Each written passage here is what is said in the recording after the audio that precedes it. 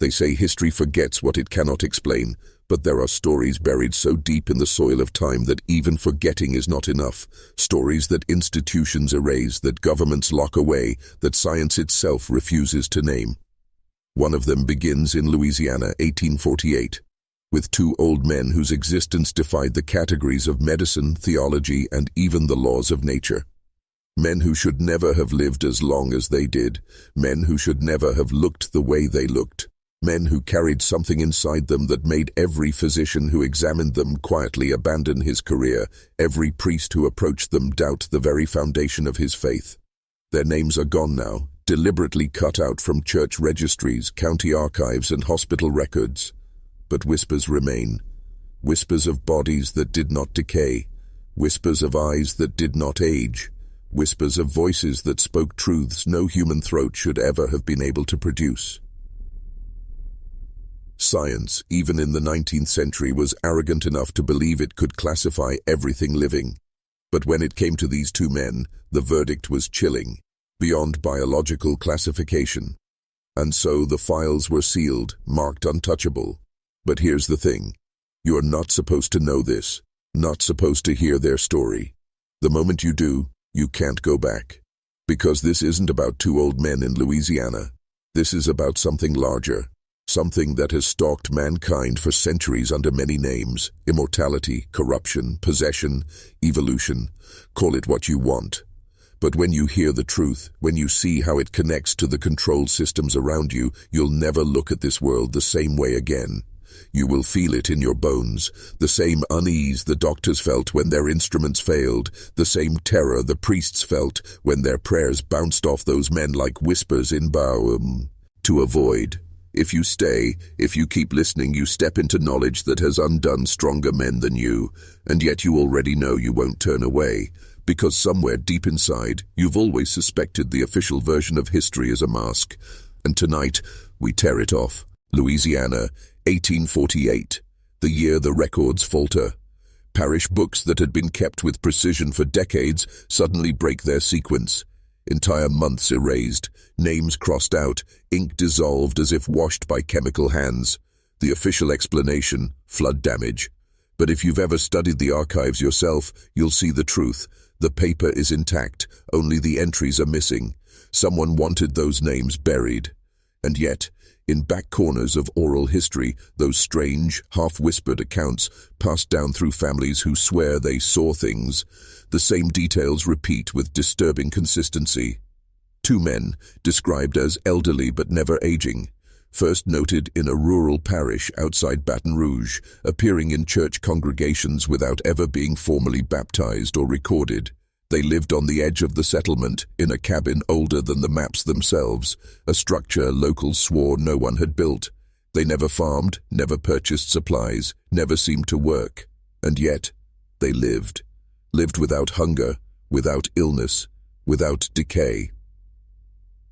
When a fever outbreak struck the parish, the community noticed something strange. Families fell one by one, their bodies wasting in days. But the two old men walked house to house, untouched. They didn't heal anyone, but they watched. Sat by deathbeds without invitation, stared into the eyes of the dying until the last breath left their lungs, and when the survivors asked them who they were, they gave answers that made no sense. We were here before you. We will be here when you are gone. Doctors were summoned from New Orleans, men trained in the new sciences of anatomy and pathology. They approached with skepticism, believing the tales were nothing more than backwoods superstition. But each report followed the same pattern. Examinations abandoned halfway through, notations cut short, journals destroyed. One physician disappeared entirely on his journey home, his horse later found grazing along the road, his saddle still loaded with medical instruments, but his body was never recovered. So the story spread like a stain. Neighbors crossed the road to avoid passing the cabin. Priests sent from the diocese returned pale and trembling, claiming their prayers slid off the men like water on stone. And the strangest detail of all, those who saw the two men up close swore that though they appeared aged, their eyes did not match their faces, not weary, not clouded, but sharp, predatory, ageless. The first written trace does not come from Louisiana parish books. It comes from a physician's private diary, smuggled out of New Orleans decades later. His name was Dr. Henry Dufresne, a respected surgeon known for his clinical precision and disdain for superstition. In 1848, he was summoned under strange circumstances. No official letter, no state request. Just a quiet visit from a priest, Father Alphonse, who spoke in whispers about two parishioners who do not belong to the flock. At first, Dufresne dismissed it as hysteria, old men mistaken for something they were not, but the priest insisted, pressing a heavy silver crucifix into the doctor's hand as if he would need it more than his scalpel. That detail alone, written in Dufresne's own hand, should have warned him what he was walking into. When he arrived at the cabin, he found the two men waiting. Not surprised, not curious, waiting. They addressed him by name before he had even introduced himself. Their French carried no accent, but something about their voices unsettled him. He wrote, their words carried no warmth. It was as if the throat was only a passage, not the source. The examination began.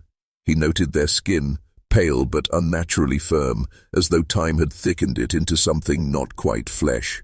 Their pulses were irregular, almost theatrical, beating strong one moment and then vanishing completely. When he leaned in to listen to the chest of the elder of the two, he froze. No sound of lungs, no breath at all, yet the man smiled.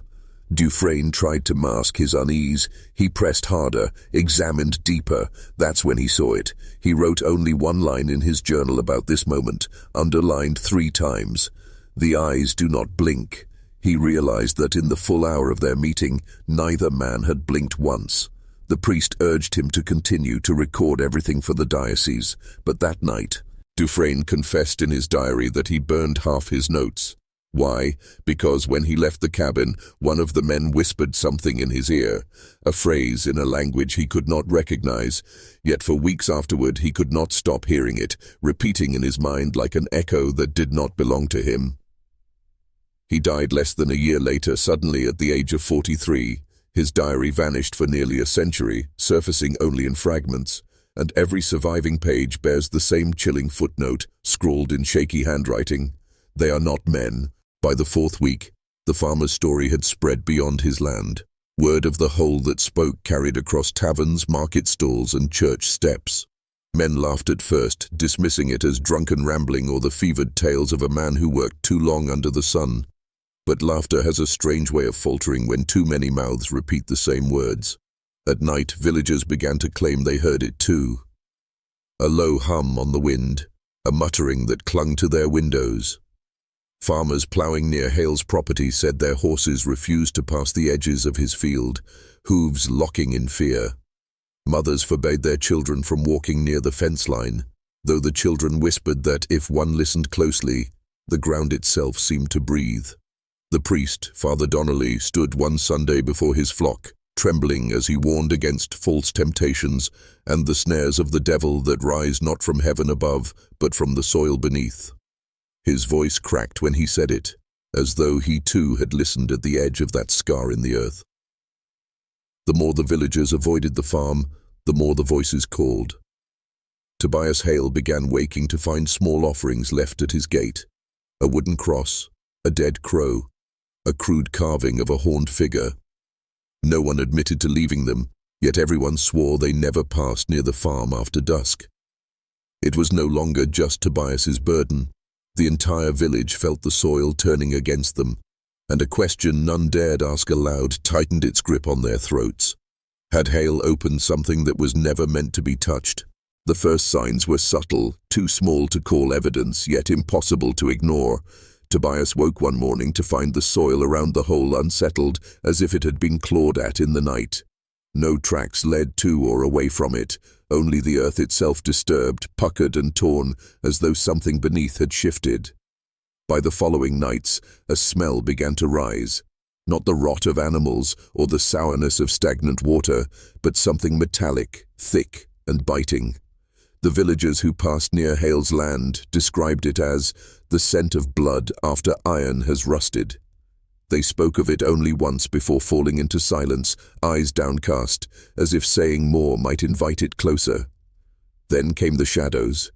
Tobias swore he saw them stretch unnaturally at dusk, pooling not away from the setting sun, but toward the mouth of the pit, as if the hole itself were drinking the light. Some nights the barn doors rattled with no wind. Once he found all his tools stacked neatly beside the well, though he had left them scattered across the field the evening before. Livestock grew uneasy. His cows bawled and kicked against their stalls, sweating as if pursued by unseen predators. Dogs howled not at the moon but at the ground, their hackles raised, their gaze fixed upon that torn scar in the earth. The village had stopped laughing. Men who mocked Tobias now crossed themselves when his name was mentioned. Children dared one another to run to the fence at night, yet none returned boasting. Their silence was louder than any tale. Something beneath the soil had begun to stir, and though Tobias prayed, though the priest sprinkled holy water at the edge of the field, the voices grew clearer, no longer a hum, but a chant, rhythmic, patient, waiting. It was near midnight when Tobias first heard his name. Not the faint murmurs he had grown accustomed to, those nameless chants threading through the soil, but his name, spoken clearly, with the weight of someone who had known him his whole life. Tobias. He froze where he stood, lantern trembling in his hand. The voice came from the hole, low yet distinct, neither man nor woman, but something that carried both tones at once. It wasn't shouted nor whispered, it was summoned. The lantern flame sputtered though no wind touched it. Behind him, the barn groaned as if 1,000 fists pounded from inside, though his animals remained locked in fearful silence. His dog barked once, then whined and fled into the night, tail tucked between its legs. Again, the voice, Tobias Hale. This time it did not echo. It rose, as if the pit itself were a mouth and the earth its throat. Tobias dropped the lantern. Darkness swallowed the field, leaving only the faint red shimmer rising from the soil, pulsing in rhythm with the chant that had now grown louder. Against every instinct he stepped closer. His boots sank deeper than the ground should allow, as though the dirt had softened, eager to consume him. From the black of the hole something stirred, a shift, a ripple, as if the earth itself inhaled. And then he saw it. Not clearly, not enough for the mind to hold, but just enough for the body to recoil. A shape, bending and unfurling, not of flesh and not of shadow, yet carrying both. For one heartbeat, it seemed to look up at him. Tobias staggered back, tripping into the weeds, heart hammering so loud he thought the village would hear it. But what froze him wasn't what he saw. It was what he heard as he fell away. A third time, closer now. Come down. At first, Tobias told no one. He convinced himself that exhaustion and isolation had frayed his senses. A man alone in the fields could hear all manner of things that weren't there. That is what he told himself, until the others began to hear it too. It started with his neighbor, Ruth Alcott, a stern widow who rarely left her porch. One morning she appeared at Tobias's gate, her gray hair wild, her eyes bloodshot. "Why is it calling my name, Hale?" she hissed, her voice trembling. Tobias stiffened. She spoke the words he had not dared utter aloud. That same evening 2 boys came running down the lane, pale as bone, swearing the wind itself had whispered to them promises of treasure, of hidden knowledge, if only they would dig where Tobias had dug. By the week's end, the whole village was restless. Farmers muttered of dreams in which the soil split open and bled. Mothers woke screaming, claiming their children had been spoken to in the night by a voice that knew every secret they ever kept. The pit was no longer Tobias's burden alone. It had begun to breathe into the town. And yet, when the elders gathered to decide what to do, every man and woman spoke differently. Some swore it was the devil testing their faith. Others whispered it was the voice of God himself, promising redemption through sacrifice. A few dared to suggest it was neither, that it was older than both. But all agreed on one thing. The calling began the night Tobias Hale struck blood in his soil. And Tobias, sitting silently in the corner of that meeting, knew something the rest did not. The voice did not call to everyone. It chose. And he feared the village had only just begun to hear it. The villagers could not endure it any longer. Livestock were found wandering in circles at night, as though driven by some invisible hand. Infants wailed without rest, their tiny fists clenched until they bled. And men who had never touched liquor now drank themselves senseless just to drown the whispering. So the elders gathered at the edge of Tobias Hale's field. Torches burned against the blackness, their light casting long, wavering shadows across the yawning pit. Some carried shovels, others hammers and planks. They had come to bury what Tobias had unearthed. "Seal it," Elder Grafton declared, his voice firm. "Stone and timber. Let the ground forget what was opened." Men stepped forward, dropping heavy slabs into the hole. The sound echoed too long, as if the pit were deeper than it had any right to be. Boards were nailed across the opening, layer upon layer, until not even a crack remained. Finally, they covered it with dirt, stamping it down with desperate urgency, their faces wet with sweat that smelled more of fear than labor. When it was done, silence lingered. The crowd stood breathless, waiting for something, an answer, a release. And for a brief, flickering moment, it seemed the air grew still. But then, like breath drawn through unseen lips, the ground exhaled. The torches shuddered, horses shrieked and bolted. Somewhere in the dark, a woman collapsed to her knees, clutching her ears. The villagers scattered, muttering prayers as they fled the field. Only Tobias remained, staring at the soil that now pulsed faintly, as though a heartbeat beneath it. The pit was sealed, but it was not silent, and Tobias knew with a sinking dread that nothing they buried could be kept down for long. For 3 days the village clung to the hope that the burial had worked. The boards, the stone, the earth, surely they had locked the voices away. Farmers returned to their fields, mothers soothed their children, and the tavern was louder than it had been in weeks. But Tobias Hale knew better. He could feel it every time he passed the mound. The ground shifted, almost imperceptibly, as though something beneath it breathed in rhythm with him. He would stop, place his hand on the soil, and recoil. The pulse was there, slow, patient, waiting. On the 4th night, the first sound came, not a whisper, but a scream, muffled by the earth, yet so piercing that every window pane in the village rattled. Men leapt from their beds, clutching rifles. Women pressed their palms to their ears. Dogs howled as if being slaughtered. By morning, the mound had sunk. The earth, freshly packed days before, now sagged inward as though something below had swallowed it. Children dared each other to touch the dirt, but none lasted more than a heartbeat. Each claimed they felt fingers clawing upward. The elders forbade anyone from speaking of it, terrified that naming it aloud would give it power. But silence only sharpened the terror. Workers began refusing to till fields within sight of Hale's land.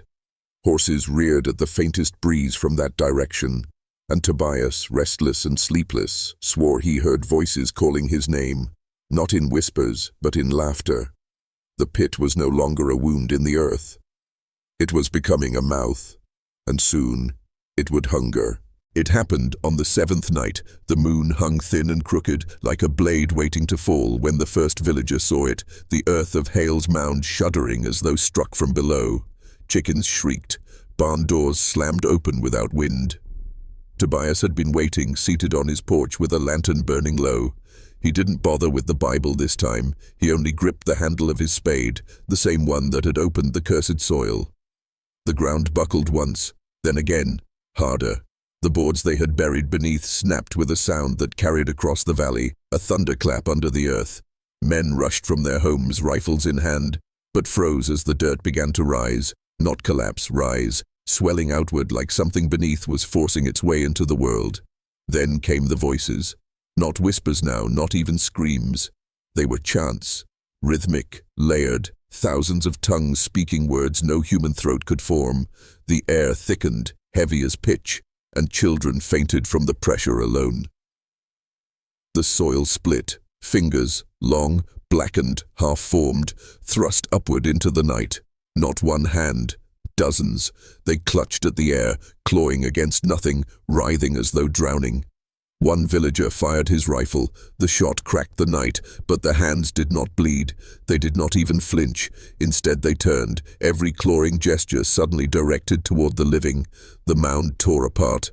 What rose was not a man, not a corpse, but a shape built of soil and bone, stitched with veins of golden light that pulsed like a beating heart. It stood taller than the tallest man, its face a shifting mask of all who had ever died in Hale's fields. The villagers scattered, screaming. Some ran for the church, others dropped their weapons and fled into the woods. Only Tobias remained, spade in hand, staring at the thing he had dug loose from the earth. It did not speak, it only breathed, and every breath bent the air like fire. It did not strike. It did not chase. It only stood in the hollow where Tobias had torn open the soil, its golden-veined chest heaving like a forge. The thing's silence was worse than violence. Its breath came heavy, rattling the windows of nearby homes, but it made no move to attack. The villagers huddled at the edge of the square, dared to look back. Mothers clutched their children, men gripped rifles slick with sweat. Yet still, the figure did nothing. Its shifting mask of faces turned slowly, as though counting them one by one. When its gaze met a man named Ezra Pike, the farmer dropped dead where he stood. No wound, no blood. His heart had simply ceased, his face frozen in the same horror now etched across the thing's visage. A ripple went through the crowd. Screams, prayers, the sound of feet scattering. Still the figure did not move. It only watched. Tobias, standing alone in the dirt, realized then it was not mindless. It was choosing. The thing in the pit was not here to slaughter blindly. It had been waiting for someone to dig, to awaken it, to witness it. Its golden veins pulsed brighter, each throb like the toll of a church bell.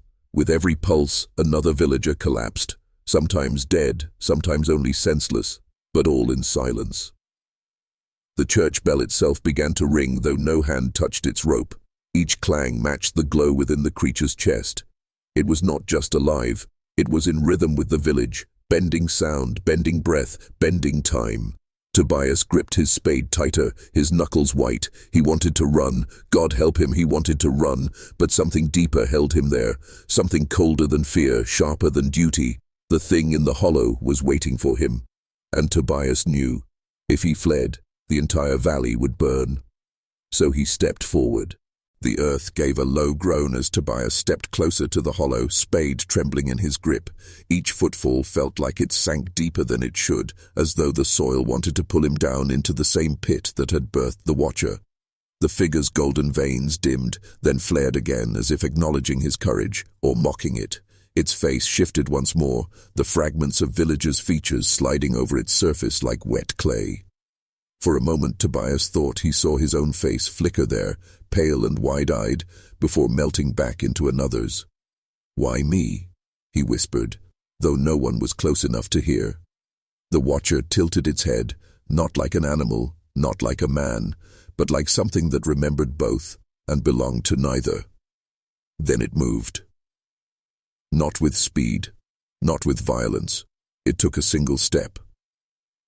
But that step rippled through the ground, rattling windows, shaking trees, and sending 3 villagers screaming as they fled into the night. Tobias did not move. His legs were locked, the spade in his hand buzzed faintly, the same vibration that lived in the Watcher's veins. He realized the truth then. What he had dug up was not just soil, it was buried machinery, a system older than his farm, older than his father's father, hidden deep beneath Ohio's earth. The creature was its guardian, or its prisoner. The Watcher raised its hand. 5 fingers, too long, too thin, glowed faintly, veins running with molten light. It reached, not to strike, but to offer. For a heartbeat, Tobias swore he heard voices. Not outside, but inside his skull. Not one voice, but a chorus. Children crying, women praying, men begging, and something darker threading through them all, whispering his name. Tobias. The sound nearly dropped him to his knees, but the spade anchored him, humming with a strange strength. His mind flickered back to his father's words about the air-cursed land, about debts paid in blood, about holes that were never meant to be dug. The Watcher stood waiting, hand extended, its chest glowing like a second sun beneath the soil. Tobias's heart pounded so violently he thought it might burst. This was no accident. It had been calling him all along, and now He had to decide whether to take its hand.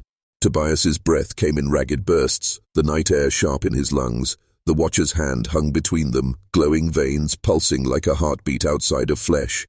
The spade in his grip trembled, humming harder now, as if it knew what was being asked of him. His mind screamed to resist. Every lesson, every warning from his father echoed like a bell. Never answer when the ground calls back.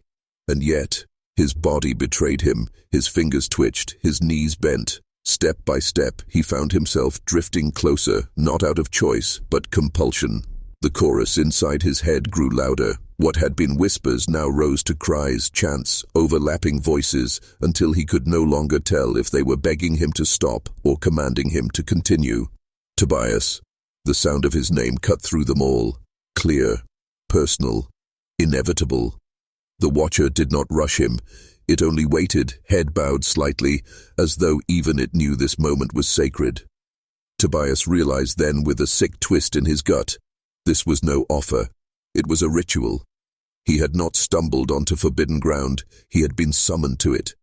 His palm met the creature's hand. It was not warm. It was alive. The veins lit brighter, their golden fire surging into his skin. Pain erupted, not in his hand alone, but through his veins, his chest, his skull. He dropped the spade as he fell to his knees, screaming into the night. Villagers watching from the shadows cried out and fled, convinced the devil himself had claimed a man of their town. But the watcher did not kill him. Instead, Tobias felt something pour into him, memories that were not his own. He saw the farmland as it had been centuries ago, long before settlers came, when the soil ran black with blood from wars no scripture remembered. He saw the machine buried beneath, vast and endless, its gears turning like the bones of the earth itself. And he saw the faces, men who had touched the watcher before him, each broken, each hollow-eyed, each consumed. The voices crescendoed, then snapped to silence. When Tobias opened his eyes, his veins glowed faintly in the moonlight. The watcher was gone, but it had not left him. The farm was silent but for Tobias's ragged breath. He stared at his own trembling hands, veins burning faintly with that unnatural glow. The spade lay at his side, humming like it was still tethered to the earth.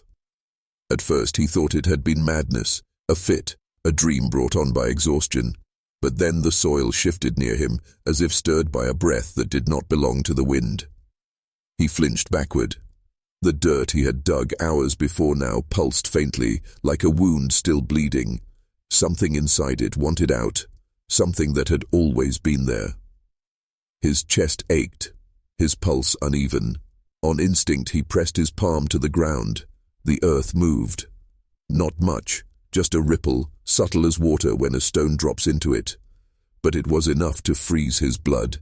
He yanked his hand back, staring in disbelief. A farmer's hands were made for soil, yes, but never to command it.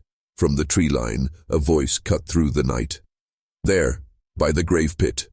Torchlight broke across the fields. A cluster of villagers approached, led by the blacksmith, their faces grim, their steps determined. They had seen the light in the sky, heard the screams, and now came carrying iron and fire. "Tobias, hail!" the blacksmith roared, raising his hammer. "What have you bound yourself to?" Tobias staggered upright, chest heaving, heart clawing at his ribs. He tried to speak, to explain, but the words tangled into broken fragments. The truth was too large, too jagged for human language. The torches drew closer. Men he had shared bread with now stared at him as if he were plague-born. Fear twisted their faces, but behind that fear, Tobias saw something worse. Resolve. They were not here to save him. They were here to bury him. The earth under his boots trembled in answer to his panic. Small cracks spidered outward, glowing faintly with the same light that now haunted his veins. The voides, lagers froze. A silence thick as ash fell over them. For one breath no one moved, and then the ground split. The split in the soil widened with a groan, as though the land itself were waking from centuries of sleep. Loose stones tumbled into the black seam. The torchlight quivered across the villagers' faces, and for the first time Tobias realized they were more afraid of the ground than of him. "Close it," one man cried. "Stamp it shut." But the blacksmith only stared, hammer lowering as his lips formed the word no one dared say aloud. Hell. Tobias staggered back, arms raised as though to shield himself. "I didn't do this," he shouted, but the plea rang hollow. His hands still glowed faintly, the cracks still widened beneath his boots. His very breath seemed to stir the soil into revolt. The first rush came sudden. A villager lunged forward with a pitchfork, aiming for Tobias's chest. Instinct, not thought, seized Tobias. His hands hit the dirt, and the earth answered. A violent ridge of soil heaved upward, throwing the attacker backward as though swatted by an unseen giant. The man struck the ground with a sickening crack, torch flying from his grip. Flames licked across the dry straw in seconds, painting the night in orange fury. The crowd roared in panic. Some turned to flee, others surged forward with blades. But the earth betrayed them. Roots tore loose, pits opened underfoot, the field itself warping as though Tobias's terror was its command. "No, no, stop," Tobias begged, but the soil did not listen. Or perhaps it did too well. His fear was its language, and fear was all he had left. The blacksmith bellowed, charging through the chaos, hammer raised high. "Demon!" he roared. Their eyes met just as the ground beneath him split wide. The blacksmith dropped, swallowed up to the waist before Tobias could even scream. His hammer clanged uselessly against the dirt as hands clawed at nothing. The villagers shrieked, pulling back in horror. None dared go near the pit. None dared look at Tobias except with hatred edged by terror. The crack sealed itself slowly, like lips closing after a meal. The blacksmith was gone. And Tobias, breathless, shaking, his hands coated with soil that pulsed as if alive, realized something more terrible than their fear. He wasn't sure he wanted the earth to stop obeying him.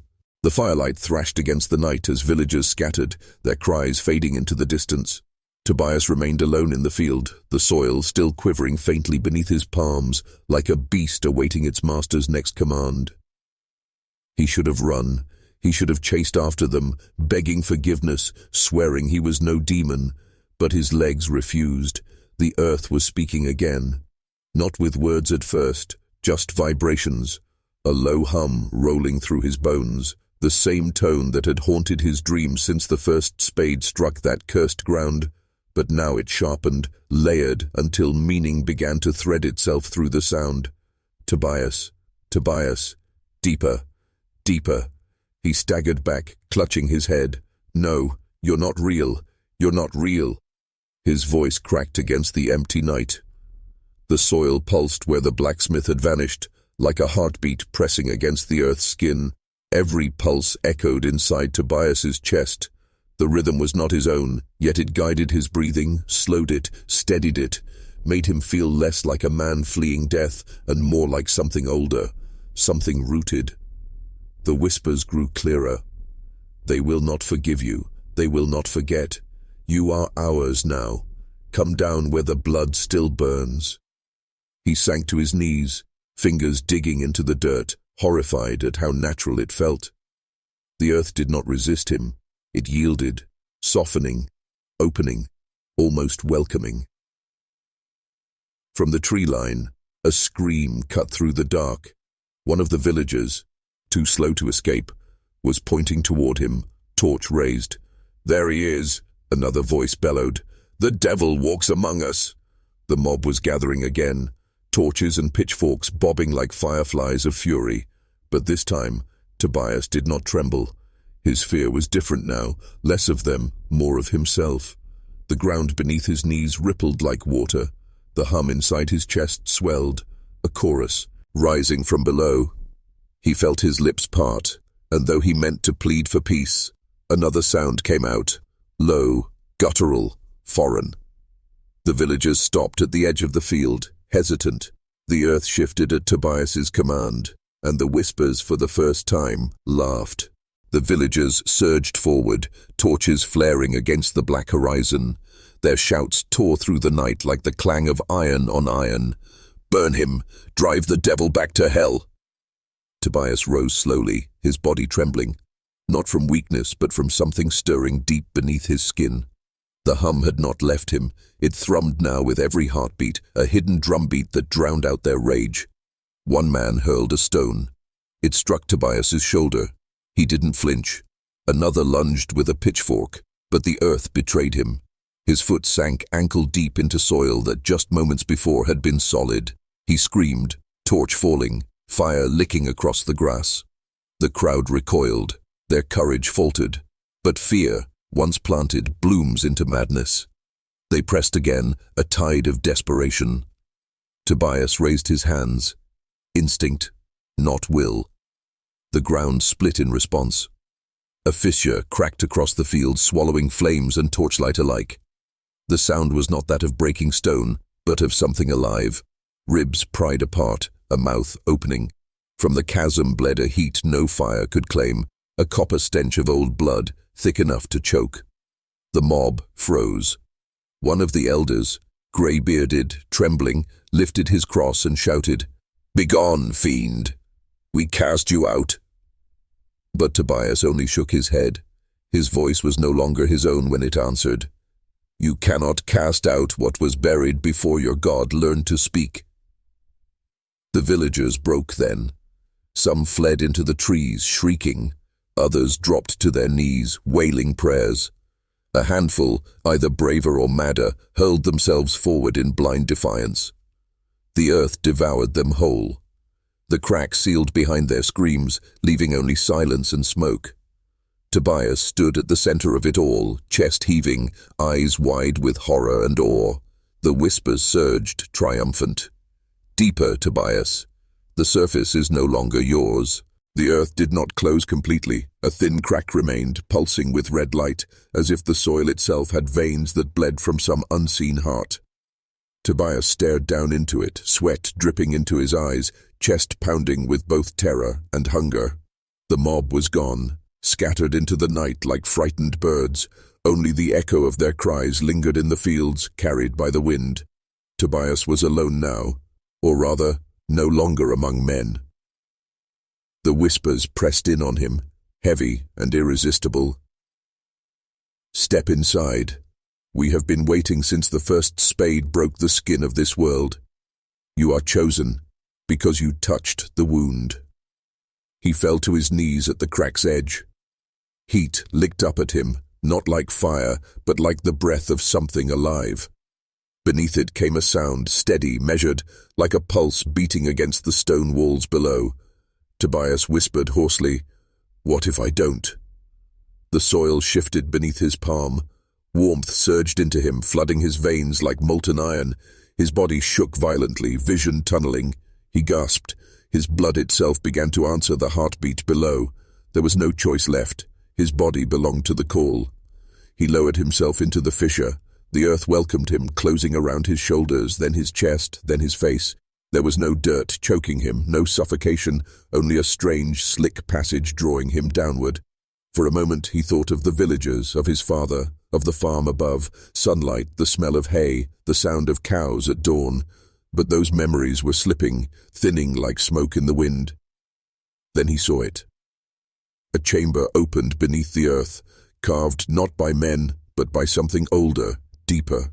The walls glistened wet, pulsing faintly. Shapes curled in the dark, half-formed, neither stone nor flesh. At the center stood an altar of bone, worn smooth by centuries of unseen hands. The whispers became a chorus. "You have come home, Tobias." He stumbled forward, his hand brushing the altar.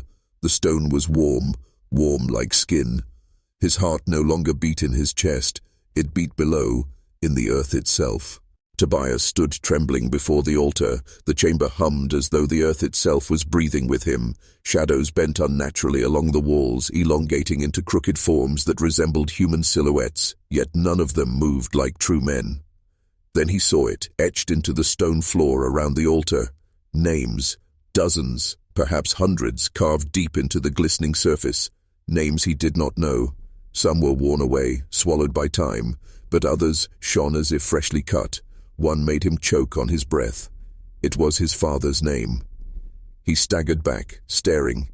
His father had never spoken of such a place. He was a stern man of the soil, no tales, no fancies, and yet, here it was, carved beneath the ground in letters that still seemed wet with blood. The whispers crowded his mind. "They came before you. They all came when the earth called. You are not the first. You will not be the last. Tobias turned, scanning the chamber.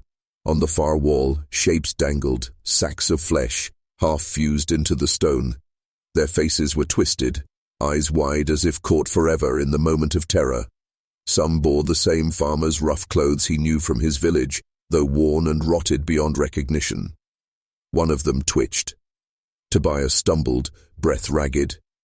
"Alive?" he croaked, though no answer came, only the faint ripple of a mouth that opened too wide, revealing not teeth but soil pouring out like breath. And then, as his hand brushed against the altar again, the names shifted. New letters burned into the surface, glowing like fire. His own name appeared, Tobias Hale. His knees buckled. The whispers thundered. "The pulse is yours now. The soil will drink your blood, as it has theirs. You are bound to the wound." Above ground, in the village, the people huddled in their homes. None dared speak of what they had seen. Yet by dawn, the story was already changing, reshaping itself into something darker. They whispered that Tobias Hale had not been dragged into the fissure at all, that he had walked willingly. And so the first legend began. By the next morning, the village was already rewriting what had happened. Men who had never set foot near the Hale farm swore they had seen Tobias walking toward the fissure with calm steps, as though answering a summons. Women whispered that his eyes had glowed like coals, that he had smiled before the earth swallowed him whole. No one agreed on the details, yet the story hardened into something more powerful than truth. Tobias had not been taken. He had been chosen. The elders gathered in the chapel, their hands trembling against the worn pews. They did not speak Tobias's name aloud, but the whispers had already found their way inside. The altar shook with every toll of the bell, and more than one villager claimed they heard the same muffled heartbeat Tobias had heard deep below. At nightfall, small groups crept to the edge of the Hale field. They stood around the fissure, clutching their rosaries, their hands shaking as the soil seemed to pulse beneath their feet. Some swore they heard Tobias's voice calling from below, not in agony, but in prayer. Others heard the voices of their dead, echoing like wind through hollow stone. By the third night, someone brought an offering. A lamb, its throat cut clean, laid carefully at the fissure's lip. The blood soaked into the soil instantly, vanishing without a trace. The villagers gasped. The earth had taken it. By dawn, a new rule had already taken hold, unspoken but obeyed. Each family left something at the edge of the field: food, trinkets, the bones of hunted animals. None dared leave nothing. They said it was not to honor Tobias, but to keep him beneath the ground. Still, when the sun sank low, they whispered his name again. Soft, fearful, reverent. Tobias Hale. The man who had fed the soil. The man who had become its keeper. And though none would admit it aloud, the thought grew in every mind. Perhaps the pulse was not death. Perhaps it was life, of a kind no priest had ever preached. By the end of that same week, the offerings no longer looked like gestures of fear. They had begun to take on the shape of a ritual. The Hale field, once avoided like plague, now drew villagers nightly. The fissure at its center had become an altar, black soil drinking everything laid upon it.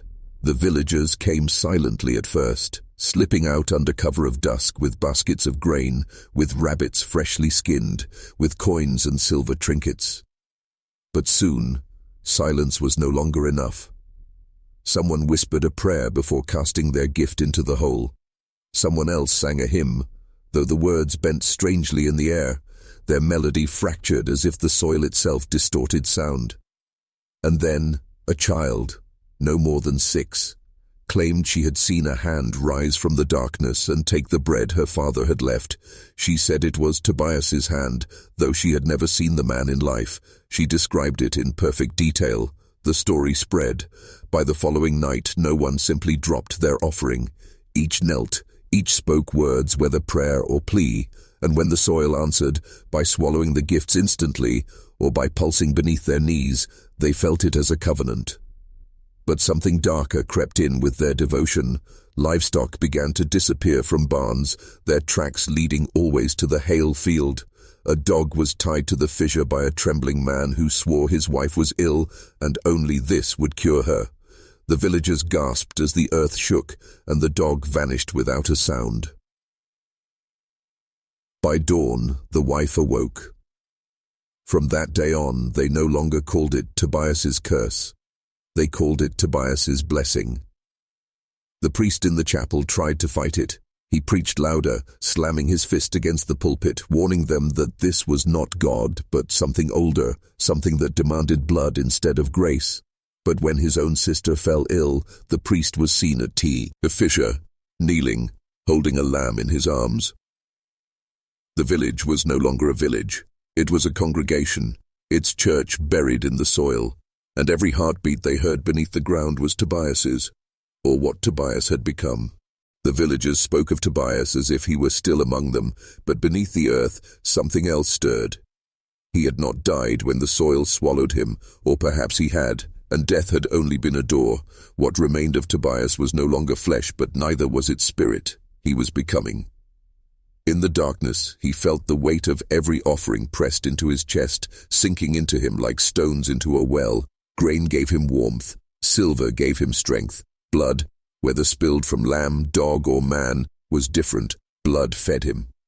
Each time the villagers laid down their trembling gifts, Tobias's heartbeat grew louder, not in his own ears, but in theirs. At night, lying in bed, they swore they could hear it beneath the floorboards, a steady drum that made their teeth ache. Thud, thud, thud.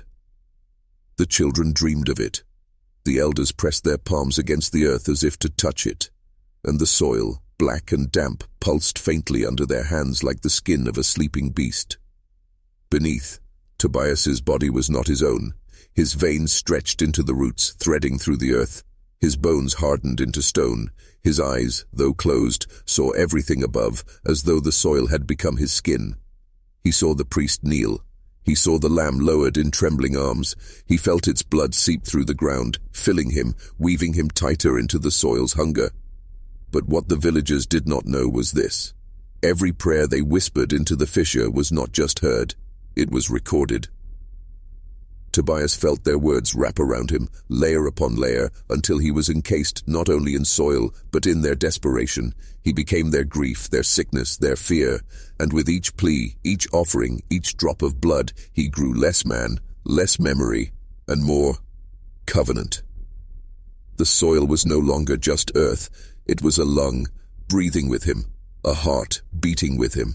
And deep beneath the Hale farm, Tobias Hale opened his mouth for the first time since the day he was buried alive, and the earth answered back. It began with silence.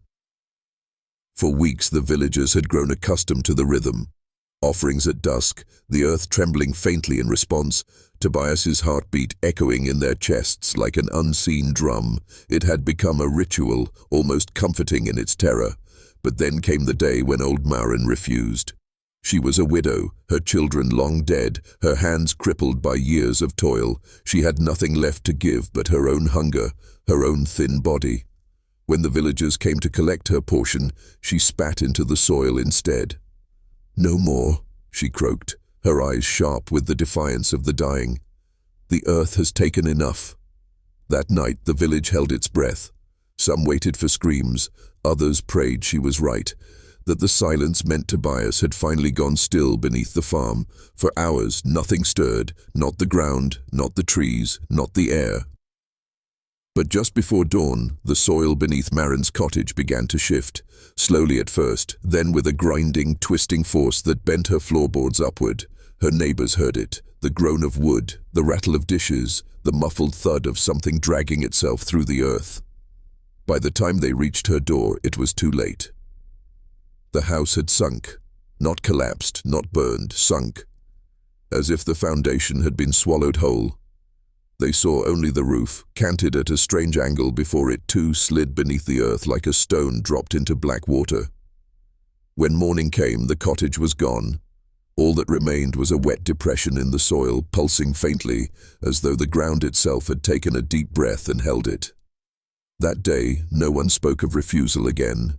Every man, woman, and child placed their offerings with trembling hands, whispering apologies to the dirt. and the earth, satisfied, shuddered with a low guttural sound that was not quite thunder and not quite speech. But for the first time the villagers understood. Tobias Hale was no longer beneath them. He was all around them. At first, it was nothing more than a murmur.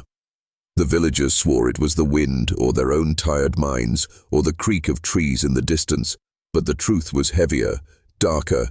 It came from beneath their feet. The soil itself had begun to whisper.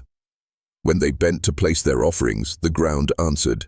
A thin, rattling sound, like breath forced through dry leaves, would curl out of the dirt. The words were broken, guttural, yet unmistakably human. Hungry, Murray, always. Children wept when they heard it.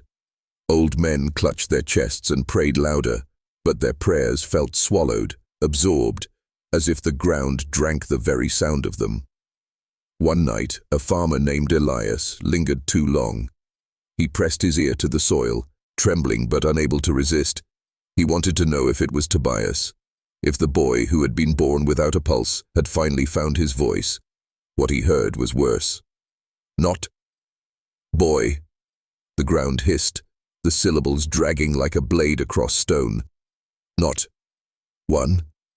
Elias stumbled back, pale as bone, but the earth kept speaking, louder, clearer now, as though realizing it could.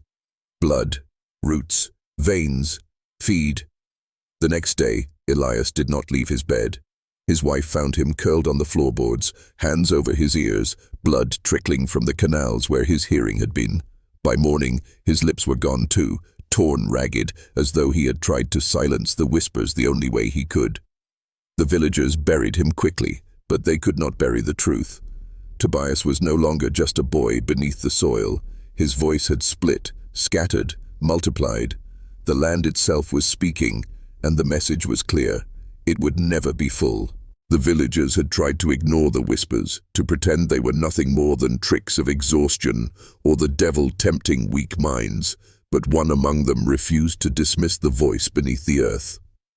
Her name was Agnes Marrow, a widow with a reputation for listening too closely to things that should never be heard. She had been born with a defect, one ear misshapen, the other sharp as a hawk's. Where others only caught fragments of the whispers, Agnes heard them in full, and worse, she understood them. Late one night, while the town slept, she crept to the edge of Tobias's grave. The lantern she carried sputtered as though the flame itself feared what it would illuminate. She knelt, pressing her sharp ear to the soil. For hours she listened, lips moving in silence. By dawn, the villagers found her still there, eyes wide, whispering back to the ground. When they pulled her away, her voice was hoarse, but her words were clear. "It is not Tobias." The people recoiled. Some spat, others muttered prayers, but Agnes shook her head violently, clutching at her ear as though it burned. The voice below. "It wears his name, but it is older, deeper. It is not a child, it is a hunger. It says Tobias was only the opening." Her warning spread like fire through the village. Mothers pulled their children from the fields, farmers abandoned their plows, and no one dared walk near the boy's grave. But the soil did not relent. It spoke louder each night, and Agnes, despite her warnings, was drawn back again and again, as though she had been chosen as its mouthpiece. The third time she listened, she returned with words that no one wanted to hear. "The earth says the harvest will come," she croaked, eyes hollow. "But it will not be wheat, it will not be corn, it will be us." By the fourth night, Agnes was no longer merely listening. She had become part of the soil's language, her voice entwined with its hunger. Each time she knelt at the Hale field, the whispers flowed into her, reshaping her thoughts, twisting her words into commands that no human mind should speak. The villagers watched from a distance, half in awe, half in terror. They whispered that the widow's eyes had turned black, pupils like voids swallowing the lamplight. Her hands trembled, not from fear, but from the force of something beneath the soil pulling at her very being. When she spoke aloud, the words were no longer hers. They carried weight, authority, power. "Feed, or be fed," she hissed one evening, her voice a mixture of tremor and command. He who refuses becomes root. People recoiled, some falling to their knees in prayer, others running from the Hale property altogether. But the Whispers had already chosen her as their conduit. She walked among the villagers like a prophet, issuing instructions the soil dictated. The offerings became more than grain or silver. They became blood, bone, flesh. Agnes began marking the calendar with strange symbols, teaching families when to give and what to offer. The village, once wary, began to obey. They came nightly, each carrying a small piece of life, a small sacrifice, as though the soil's demand had replaced the law itself. And all the while, beneath the earth, Tobias, if it was still Tobias, felt the growing devotion. But it was no longer love, nor compassion, nor mercy. It was calculation, hunger. The soil pulsed faster, responding to every gift, absorbing every act of obedience, multiplying its reach through the woman who had become its mouthpiece. Agnes could not stop herself. She did not want to. By the fifth night she spoke directly to the villagers. "The soil hungers," she said, voice steady, terrifying.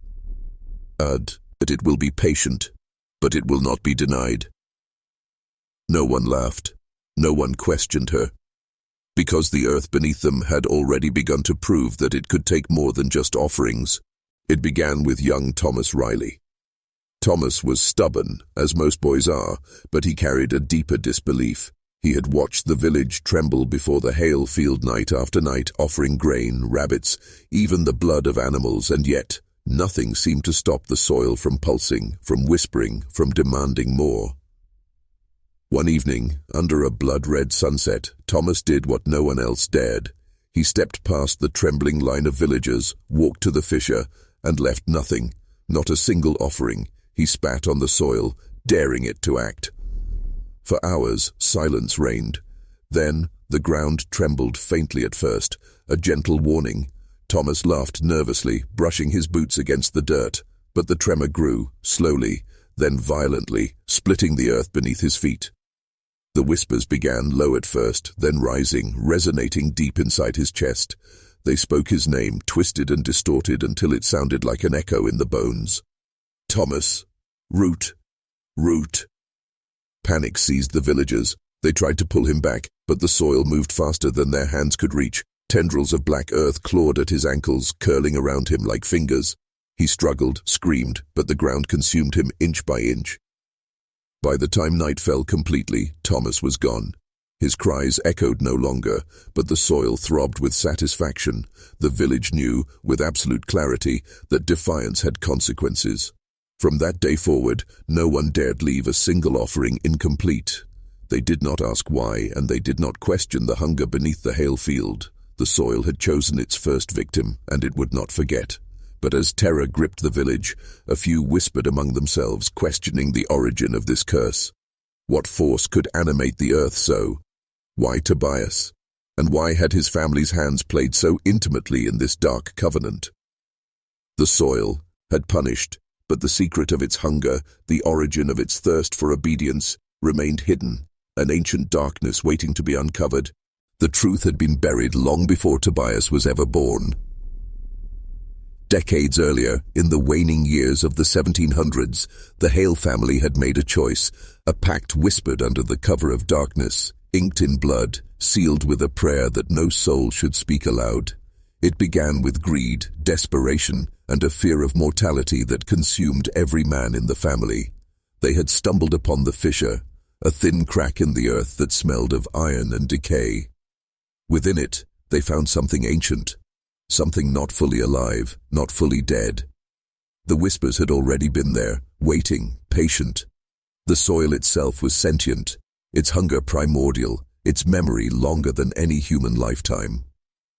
The Hales, fearful of poverty and powerless against famine, made an offering, not just grain or silver, but something deeper, a promise. They vowed that every generation would provide tribute to the soil, offerings, obedience, sacrifice. In return, the fissure would grant abundance. Crops would flourish, livestock would thrive, the family would prosper beyond measure. But the pact had a hidden cost. Hunger begets hunger, blood begets more blood, The soil remembers, and it cannot be sated. The more it receives, the more it wants. And the hails, blind to the growing darkness, had bound not only themselves but every descendant, every inhabitant of the land, to its insatiable appetite. Tobias was born into this covenant. His pulse, or the lack of it, was a mark of that ancient agreement. He was the conduit, the vessel through which the soil's hunger would flow into the living world. Every heartbeat, every whisper beneath the earth, was a reminder that the pact could never be broken, only obeyed. And now, a century later, the villagers of Louisiana were learning the weight of that forgotten promise. The soil beneath them was not merely earth, it was history, it was inheritance, it was a sentinel of the Hale family's sin, patient, eternal, and ravenous. The ancient pact explained the hunger, the whispers, the punishments, but it did not explain Tobias himself. Why the boy had been born without a pulse, why he had become the anchor for the soil's voice, why the whispers had multiplied in the way they did. Some things were left intentionally unclear. Some truths, even when revealed, are meant to terrify rather than illuminate. The night was black as ink, pierced only by the flickering lanterns Agnes carried. She moved with purpose, leading a small group of villagers who had been coerced into obedience, their faces pale, eyes hollow.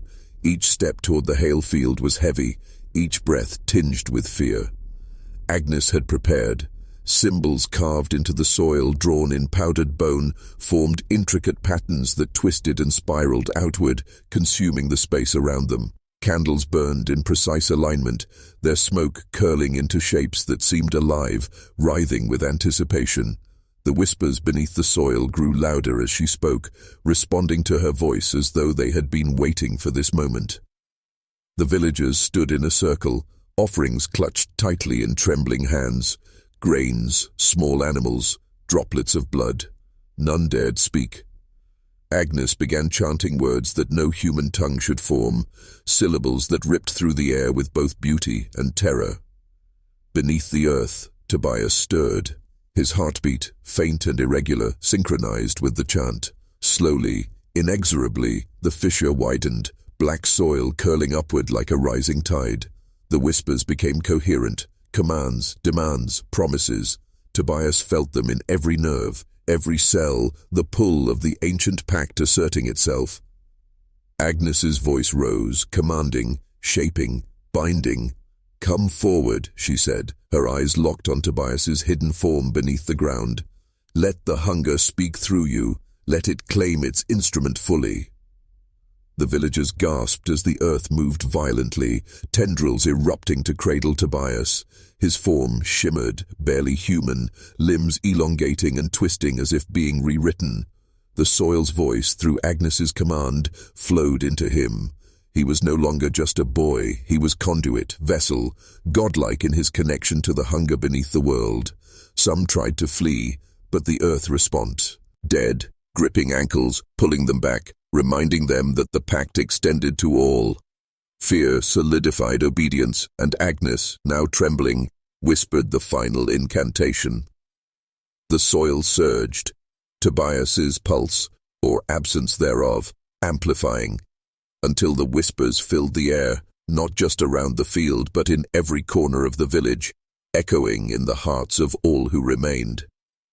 By dawn the ritual was complete.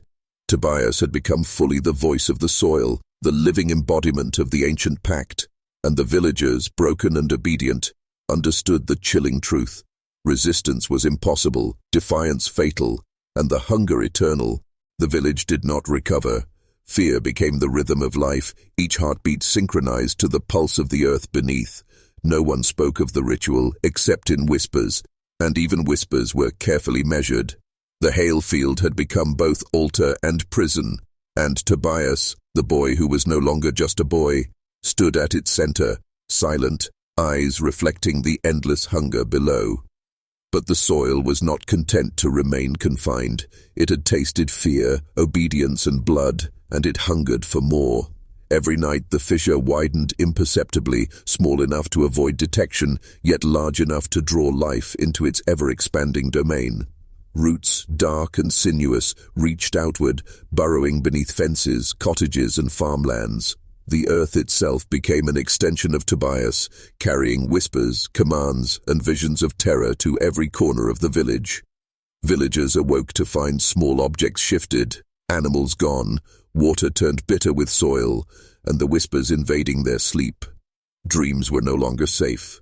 Men and women saw visions of black roots slithering through their veins, of their own hands turned to soil, of Tobias standing atop an endless plain of earth that throbbed with hunger. The soil's message was clear.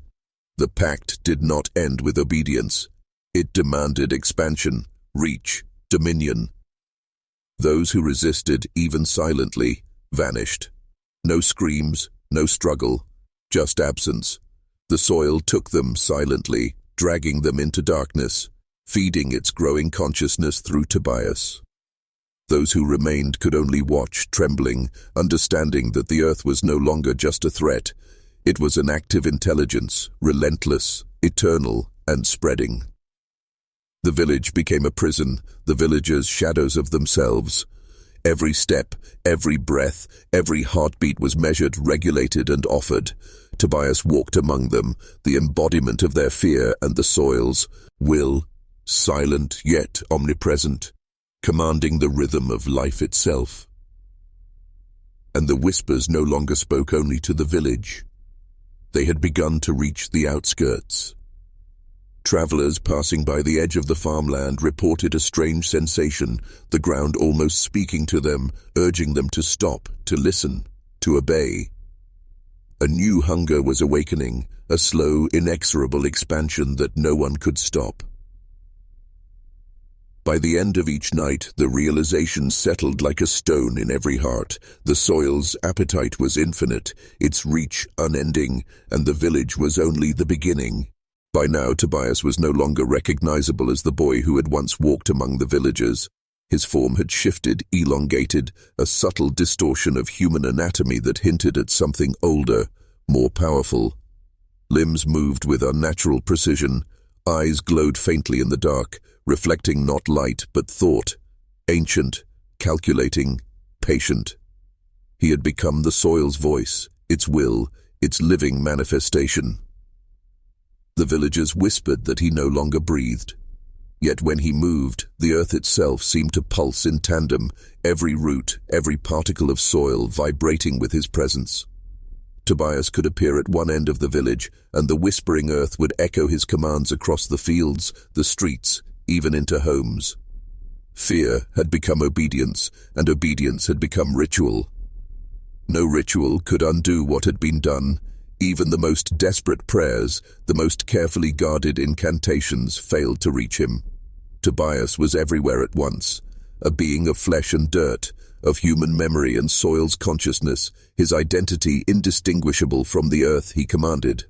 Some villagers tried to hide, to flee, but the soil pursued relentlessly. It burrowed beneath walls, shifted under streets, and tugged at their legs in dreams. Tobias's voice, carried through every tremor and whisper, became the law. He spoke rarely, but when he did, every word demanded obedience. The children of the village, those who had been too young to understand, began mimicking the rituals, repeating the offerings without thought, instinctively drawn into the soil's consciousness. Tobias had become both shepherd and jailer, guiding a flock too terrified to think, too loyal to resist. And yet, in this transcendence, there was a cold intelligence, almost clinical in its precision. Tobias did not act out of malice nor cruelty. He acted according to the ancient covenant, a calculation, perfected over generations. Every demand, every punishment, every whispered threat was part of the soil's expansion, the pact's fulfillment, the unending hunger. The villagers understood finally the horrifying truth. Tobias was not human. Never again would he be. He was a bridge between worlds, a sentinel of the soil's ancient memory, a being who existed to enforce an unbreakable covenant. Resistance was no longer a question. Survival depended on obedience, and obedience was now measured not by faith, but by the pulse of the earth itself. Now, I need you to pay close attention. This is not just a story. This is a test, a ritual of the mind. And like the villagers, your comprehension will shape your perception of the unseen forces around you. The symbol they used, the phrase that bound the village to the soil's will, was simple, yet devastating in its power. Root becomes flesh. Every villager, at some point, had to speak it aloud, not once, but twice. The first time was acknowledgement. The second time was submission, a mental alignment that tethered their consciousness to the covenant.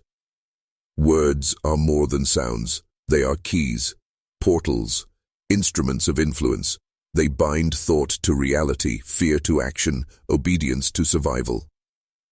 Take a moment. Speak it softly. Root becomes flesh. Root becomes flesh. Do you feel it? The subtle tightening, the awareness sharpening, the recognition that knowledge itself can become a chain or a shield. The villagers, forced to repeat it night after night, became vessels of obedience, vessels of terror, vessels of the soil's insatiable hunger. But this was no arbitrary punishment.